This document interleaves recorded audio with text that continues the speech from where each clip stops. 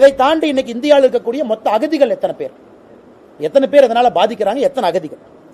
2014 மத்திய அரசினுடைய புள்ளி விவரத்தின்படி 1,98,665 பேர் இந்தியாவில் அகதிகளா இருந்தாங்க.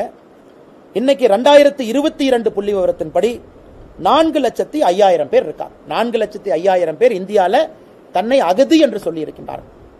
அவர்கள் 11 ஆண்டுகள் இந்தியாவிலே வசித்தால் நேரடியாக குடியுரிமை, இந்த 3 நாடுகளிலிருந்து இந்தியாவுக்கு வந்திருந்தால் அவர்களுக்கு 5 ஆண்டுகளிலே குடியுரிமை. அதனால் முதலமைச்சர் மு க ஸ்டாலின் அவர்கள் முதலமைச்சராக இருந்து பொய் பேசி மக்களை திசை திருப்பி குழப்புவதை விட அவர் சொல்லணும், எங்க தப்பு நாங்க பண்ணியிருக்கோம், எந்த பாயிண்ட் தப்பு இல்ல இந்த ஃபார்மேட் தப்பு அப்படின்னு அவர் சொல்லணும்.